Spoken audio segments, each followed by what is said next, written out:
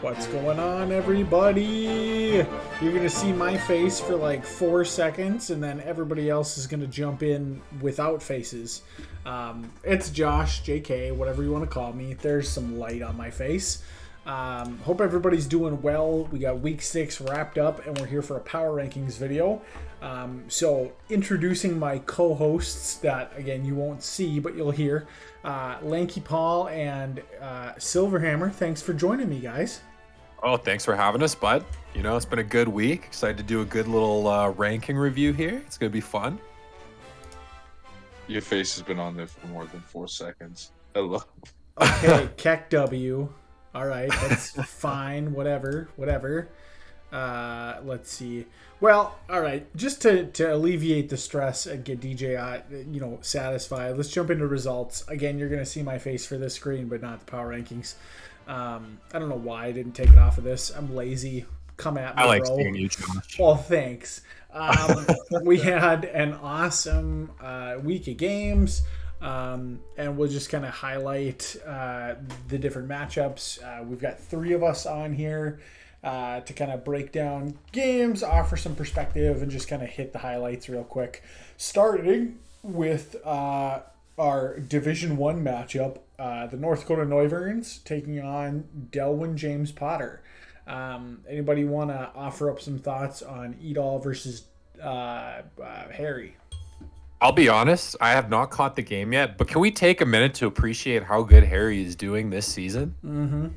Like he's coming out strong. I think he's even making playoffs this season, eh? So it's gonna be interesting, you know. Yeah, he's come a long way from stumbling around, clicking buttons with Alakazam in season 1 to where he is now, and he beat me. That's not saying much because I've been terrible this year, but I think Harry's come a long way. His team has got some spooky threats. That Magneton is like an MVP candidate for him. The game against Edall, I did not see either. DJ, did you get a chance to watch it live? Yes, I did watch it with Harry. Big thing is Harry played well, as expected. Edall just needs to kind of like learn his matchups and know when to switch more freely and not stick with a bad matchup. That's been his biggest problem all year, but he's still learning. I know he's excited for next season, so hopefully that'll turn out to be a good season for him. But yeah, he's just got to learn to switch out on unfavorable matchups. For sure. Next up is the game that we've got the 2 people who played. The Minnesota Mammoth taking a 3-0 victory over the Laughlin Orantis. So I was able to squeak out a 3-0 against DJ this week. I think, in kind of talking with DJ and everybody afterwards, it really comes down to I hit some moves, DJ missed some moves, and that's about all we need to say about it, to be honest. It's always fun to play DJ. You're super, super hard to prep for. I was stressing in my boots the entire game. Yeah, no, that's pretty much it. You hit the moves, I didn't hit the moves, and that's what happens. From an outside looking in perspective too, from watching like the video recap, like I don't know, I was on the edge of my seat there because I feel like the luck was kind of thrown in both favors on certain parts, like unlucky on certain parts. So I was on like the edge of my seat just trying to figure out who was gonna win that one. It was clutch, boys. Yeah, definitely a fun game and a must-win situation for me. So I kept my playoff dreams alive moving into week 7 here coming up. And it's going to be a pressure cooker, at least in my world. But definitely getting a win over DJ at least keeps me alive. So it was definitely a big game for me. Next up, and kind of our last game on the Division 1 list, is the depressed Dunsparce and Wilfie getting a 3-0 victory over Nanner Nation. Wilfie's on a tear, guys. Oh yeah, he's hitting the ground running. You know, he does have a little bit of a background, as modest as he is. Like, we did play a little bit of competitive decently back in the day, so I'm hyped to see him like hitting the ground running with it, kind of like getting all the knowledge back, especially with like the few people he picked. And can we appreciate the name of the team?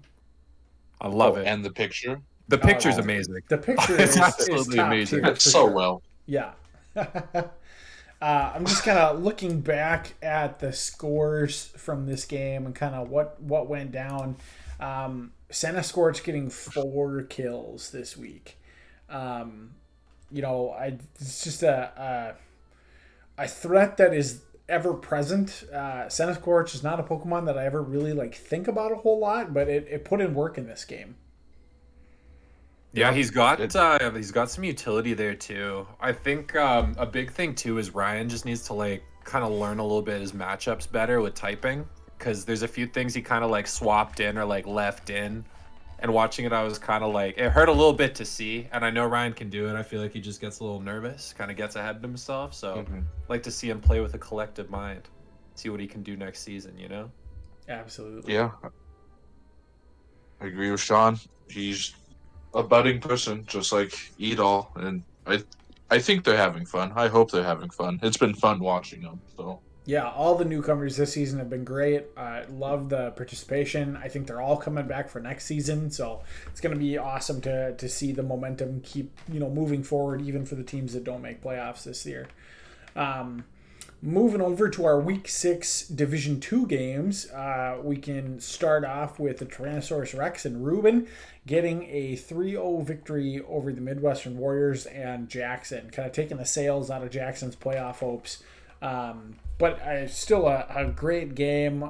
We had a bunch of people in the Discord yesterday to watch this. And we had Belly Drum Licky Licky, Quagsire with Unaware, just a big mess. I don't think I've ever laughed at a game so hard as watching this one live. it's probably the best match of the season, honestly, just because everyone was having fun.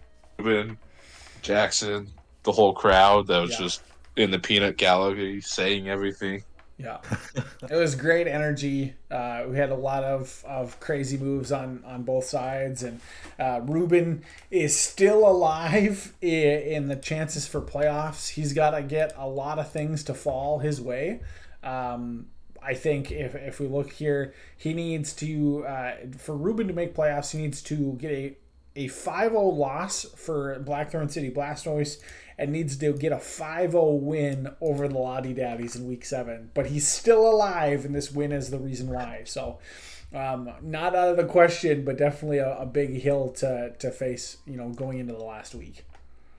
Want to see him make it so bad. That would be such a big underdog story. Like, that would actually be insane. That would absolutely be insane. I thought he was just out of the running.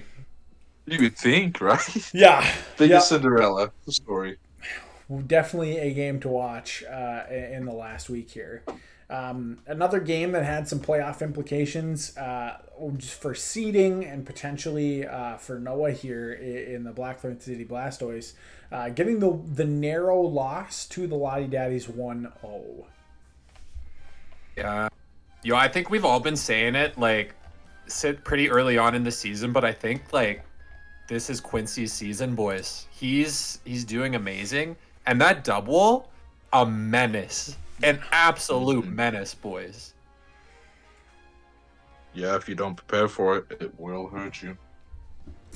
Yeah, and like his team top to bottom is scary. I mean, like double being able to set up Meowstick, getting some use this week as a fast Thunder Waver, or with that Prankster ability, Thunder Wave, get screens up, things like that. Scyther's terrifying. Gallade is really good in this tier. Just kind of all sorts of things on his roster that are scary. And Noah kept it close. He did what he needed to. Definitely was close to squeaking it out there, but just couldn't overcome Quincy. And like we said, it's kind of feels like it's his season to lose. And it'll be interesting to see, how deep into the playoffs both of these teams could potentially go. So, yeah. the last week 6 game for Division 2 was a big one for Kalamazoo in the fact that they get a 6-0 victory over the Montana Milk Tanks.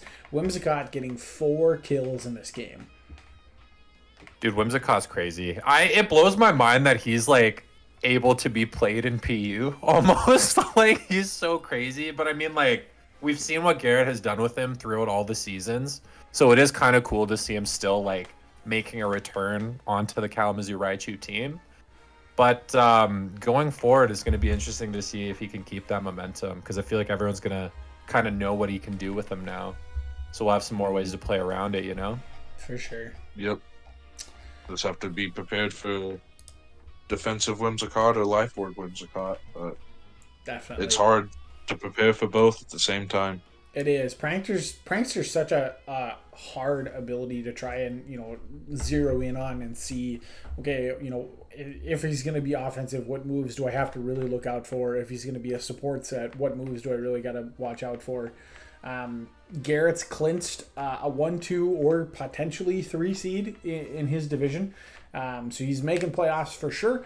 And it'll be interesting to see kind of how well he can do with a really strong finish to his season 4 here. So and that leaves the last game, the week 6 interconference matchup, the Edmonton Ice Cues getting a victory over the Jamestown Jolteons. This game was a 1-0 victory for Sean.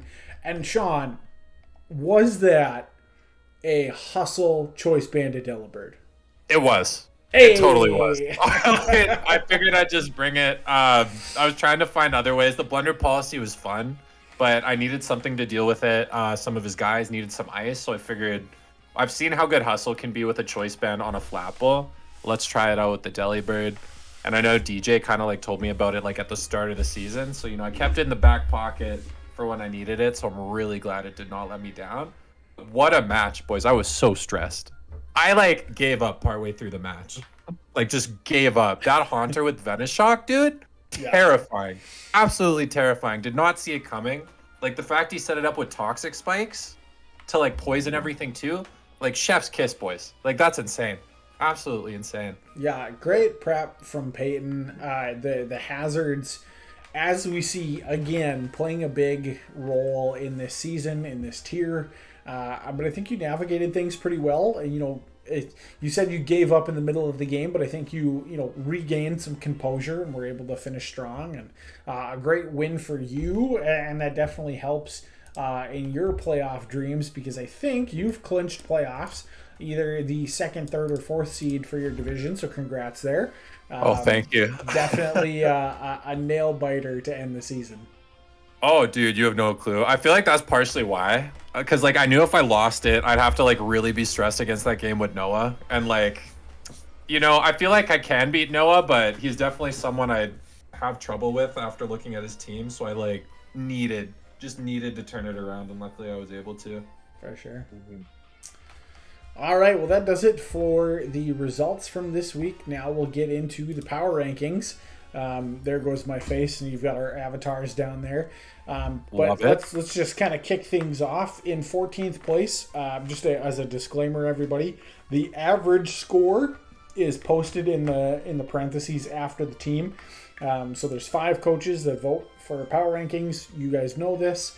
And the average score is that little number and how we kind of order things top to bottom. So in 14th place, we've got the Montana Milk Tanks. DJ, any kind of words of wisdom for our boy Brett as we go into the final week of the season? Same with Edol, just learn when to switch out. His match against Garrett, he just threw away Rapidash early on against the Whimsicott because he was just so headstrong. Just got to switch out, learn your matchups, and kind of play the game like a chessboard. Move your pieces around. For sure. In 13th place, Sean, how about we talk about the North Dakota Neuverns a little bit? I think he's got like a solid team. I think he just needs to learn how to utilize it like a little bit more. Like, we've seen like a lot of the same stuff coming from him, not a lot of like innovation. And I feel like a lot of people are kind of like prepping for that. So I think he's got like a good idea in his head. It's just a matter of like changing things up a little bit between the weeks, moving forward and stuff like that. So I'm excited to see like what he can do, like if he does join another season. Yeah, I think that's a great point to make. Week 7 here for some teams who aren't able to make the playoffs. This is a great week to experiment and try something funky and weird and kind of get that familiarity with some of the new stuff, and then kind of look forward to season 5 and kind of start to build that creativity.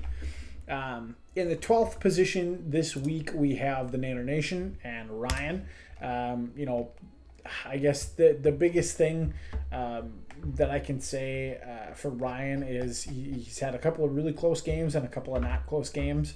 So I'd like to see some consistency come back from him, and just kind of taking a little bit more time and prep potentially. Kind of also with all 3 of these teams in the bottom here. Experiment a little bit more, try and learn your tight matchups and your win conditions and kind of identify those earlier in the game, and that'll definitely help moving forward to like next season. For sure. He's also got to stop bringing the Meltan every week. Yeah, that has been a self-inflicted handicap that I do feel bad for. But what do you? He has gotten kills with it though. That's fair. Yep, that is fair. It did. In the 11th position this week is the Midwestern Warriors. DJ, want to talk a little bit about Jackson here? Good start, kind of fell off. All of his games have honestly been in reach with him, so the growth we have seen from Jackson's been really fun to watch. But yeah, that's pretty much it. His growth just fell late, just couldn't close out some games, keep his win conditions open, and that's why he fell so hard. Yeah. Yep, I definitely agree. I think pulling up the kill sheet here, or kind of like the overall stats, his tiebreaker score is only -8. So talk about having close games. Those 4 losses, averaging like a 2-0 loss. That's pretty darn good. Through a really tough season in a difficult division with Quincy and Garrett and Sean and Noah all in there, and Ruben's been surprising. So it's been a good showing, and I think we're starting to see all of this progress from every season paying off for Jackson. So great job, and 1 week to go. Sean, let's talk a little bit about our 10th position here, Ruben and the Tyrannosaurus Rex. I know, man. All I can say is I am so happy I versed him early on in the season, dude. Like he's been able to beat Noah, which is like no easy feat. Like we've seen him grow so much from even the earlier seasons as well. He's still keeping the T-Rex aesthetic. I dig it. It's dope. But it'd be really cool to see him really like bring some unconventional teams, shake things up completely. Because I feel like he does leave himself a little open to like being walled out by physical defenders and stuff like that a lot of the time. Just because like a lot of those Pokemon do tend to have more physical like attack attributes. So it'd be cool if he doesn't want to do that. Maybe even shake it up, do some choice specs, buff up some special attack on a guy, really throw us off. Yeah, definitely. I think one thing to point out, Phalanx is at a +4 score differential, which is in the top. It's tied for 5th overall in the league. That's actually, insane. 1, 2, 3. Yeah, I think so. 1, 2, 3. Actually, it's tied for 4th in the league. So, some great showings there. In our 9th position here this week, we have Peyton and the Jamestown Jolteons. I think, unfortunately, Peyton has kind of had a tough back half of the season. But, he's always a threat, always, innovating and pulling good stuff from his roster. He's had close games. Especially, like we talked about, the game with Sean this week coming down to the wire. And I think, I have to play him in the last week here, and the playoff spot is on the line. So, I expect Peyton to be a super tough opponent, and he is every season. So it's sad to see him fall off a little bit here, but he's not out yet, and definitely still has a chance to make playoffs. I would have loved just to see a little bit more creativity from this team. He's been bringing about 4 of the same mons every week, and that's what really made him fall off, just the predictability. Yeah, relying a little bit too much maybe on like a bulky Lapras and some rain would definitely do well to see him mix it up a little bit. I'm just happy we got to see the Pincurchin. Yeah. I've been wanting to see it all season. For sure. In our 8th slot is the Minnesota Mammoth Swine. I'm going to keep my mouth shut, and I think it's DJ's turn. Just kind of want to, not to rub salt in the wound, but talk about the team that was able to squeak out a win against you. You know, luck comes, luck goes. You just got to stay consistent. That's your biggest thing this year. You've been a little inconsistent in your prep. Oh, yeah. You've been busy. Everyone knows, but you have the possibility of really bringing terror into the playoffs. It's just, what kind of week are we going to get between you and Peyton? I think it'll probably be the match to see. It's going to be a very cool match to watch. For sure. In our 7th slot this week is Harry. Sean, break down DJP for us going into the last week. Dude, who are they going up against here? I think DJP plays our weekly matchup. Oh yeah, he.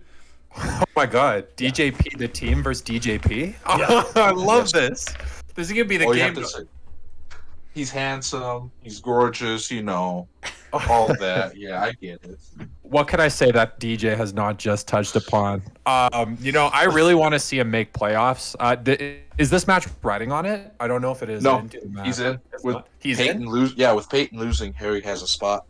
Yo, okay, so I'll be honest. This week, I just really want to see DJP, the team, the proxy, kind of take on the real DJP. But I want to see him make a fucking splash in playoffs, boys. I think this is the first time he's been in playoffs, or like second time. So like, I want him to get close to taking it, yo. I want him to even give Quincy a run for his money. Expecting big things from Harry. But not too much of a run for my money. Stay in your line, Harry. Yes, stay in your line. In 6th position this week is Noah and the Blackthorn City Blastoise. Noah has rubber banded from the top of the leaderboard to the bottom and back to the middle and kind of all over the place. He's made a lot of roster changes, but I think he's motivated and has a team that if he brings the right stuff is unbeatable. But I think he's fallen into some traps here this season and had some close losses. I don't think he's really been blown out ever. And just kind of, playing in a tough division. Had the interconference game against me in week 1 when neither of us really knew what we had and what we were capable of for teams. So I think it's just kind of been a roller coaster of a year for Noah. And I hope that, he is able to go into this last week, secure playoffs, and then really tighten down and buckle down for playoffs here. It's crazy to think he has, I believe, the 4th best tiebreaker score, and yet he's sitting at 3-3. Yeah. I didn't even think about that. Yeah, he is at +7. And there is Kalamazoo, Lottie Daddies, and Laughlin are the only teams that have better tiebreak scores than him. It's insane. Next up on the list is Sean and the Edmonton Ice Cues. DJ, want to talk about our friend here on the show? Make me sound good. Finally started using bonds that he didn't use for like the first 3 weeks. Cliff Harry, cough. I think he has his work cut out for him going against Noah. He has a pretty good team that could set up against it. Reboot, cough. No, Sean's been fun to watch. He'll be fine moving forward. Yeah, I don't think I have anything else to say, Sean. It's nice to see you still keeping things creative and bringing weird stuff, but also doubling down on some of your better threats. So that's been really great to see. Thank you. In our 4th slot, Sean, you want to talk about Wilfie and the depressed Dunsparce? It's so hard for me to say. Dude, it's a tongue twister, eh? Depressed Dunsparce. It's not that hard. Okay, basically, I'm pumped he's in top 4. I'm really pumped he's making playoffs. I have, the moment he has joined, I've been wanting to play this man. I'm so excited. I'm going to be the whole driving factor, I think, for getting into playoffs was to play him. So I'm excited to see what he's going to do in his final week. I think he's going up against Edal, North Dakota Noivern. So that'll be a fun one to watch. And then I want to see if he can continue to make some noise in in the playoffs here and see what he can do against Quincy because he hasn't versed him yet. It's gonna be interesting. Yeah, definitely I love the name. a bright star of a newcomer coming in and playing in the league this year. So next up on the list is the Kalamazoo Raichu and our buddy Garrett. Garrett's having a great season. Picking up big wins. I think he had 2 6-0s this year, or this season, or close to it. I know he's gotten a few 5-0s. Yeah, he's had some really big explosive games, and he's rocking that 4-2 record going into week 7. Secured a playoff spot, just kind of on cruise control now. Unanimous pick for number 3. We should mention that number 4, number 5 were also unanimous picks for their slots in the rankings. So great job, boys. And I'm excited to see what Garrett does in the last week, maybe being a little creative, going over the top for week 7 and, any final roster moves that he might make. He's done a lot of trades and stuff this year. So seeing where he lines up with the playoff picture will be really interesting. And he's got a potential to go far. So. Mm-hmm.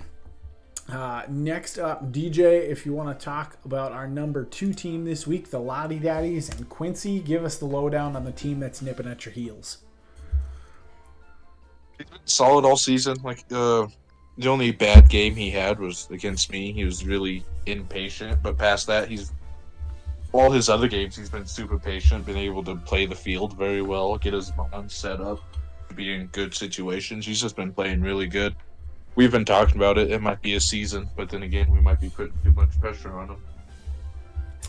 Yeah, it'll be interesting to see kind of how he starts. I think there's potential for trap games here.